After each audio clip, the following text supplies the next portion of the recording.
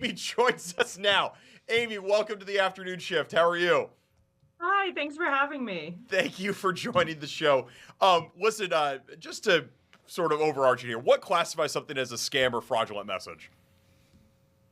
I mean, really, anything that tries to steal your personal information or money from you in a false way. So if someone lies to you under false pretenses and tries to steal your money or personal information, let's just call it a scam. Amy, how are these people going about getting people's information? Because I understand. For me personally, I'm on a lot of shady websites. It makes sense. Sometimes you can get people's information from shady websites, but a good, clean, upstanding citizen like Adam is even getting these scam calls. How are these scammers getting people's information?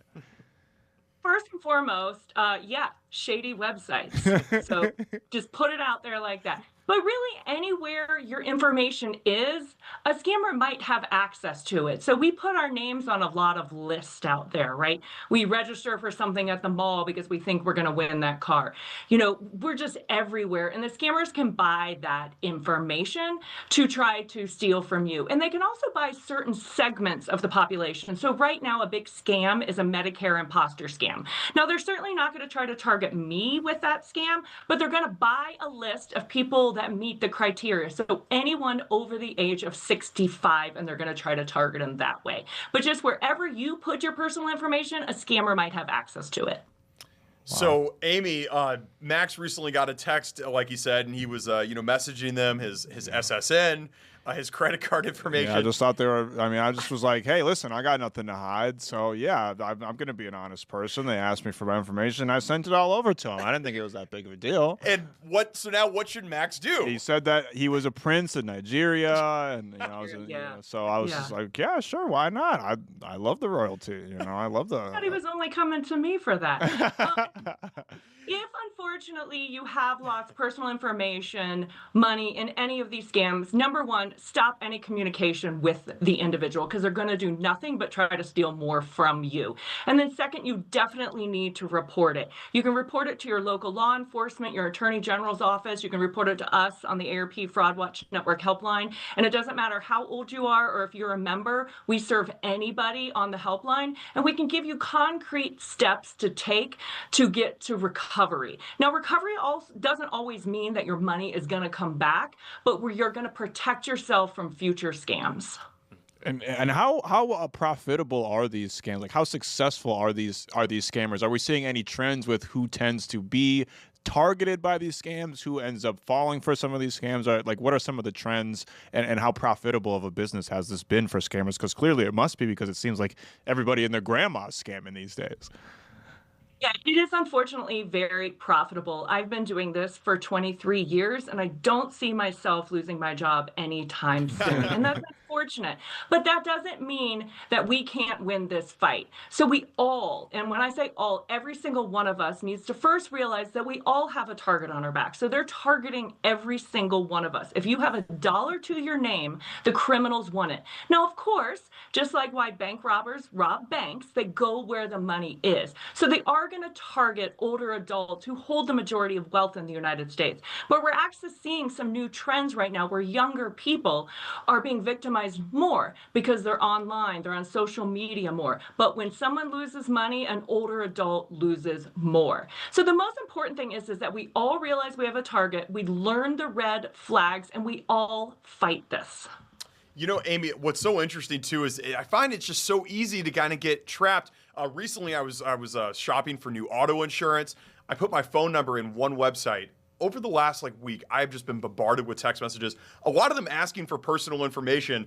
How can we get these messages just off our phones? What's the protocol for that? There's a couple of things you can do. One, stop putting it out there so much, right? And also follow up with who that company is selling your information to.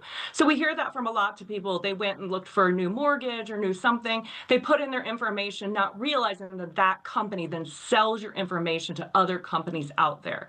Additionally, you can look at any text blocking apps, call blocking apps for your phone, or even look at the technology that's in your device that's built in. So you can go into your device, go into settings, and have any unknown number go directly to voicemail. Also, you can filter out your text. You can filter out your text from an unknown sender or a known sender. And then anytime you see an unknown sender, just remember to have your defenses up. Remember, this is someone I don't know. They're contacting me out of the blue. What are they looking for and what are they asking for?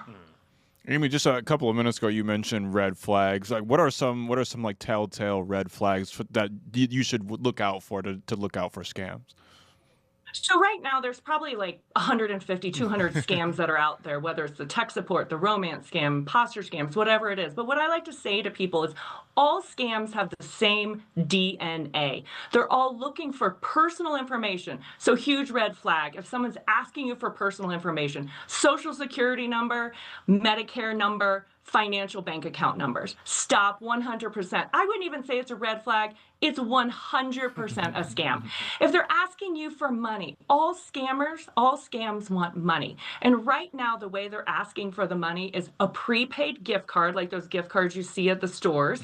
They're asking you to load money on there. They're also asking you to go to a crypto ATM machine. And there's about 45,000 of these crypto ATM machines located all across the country at vape stores, gas stations, liquor stores. They're asking you to go there. So if you ever hear anyone say crypto, machine, anything like that, huge red flag.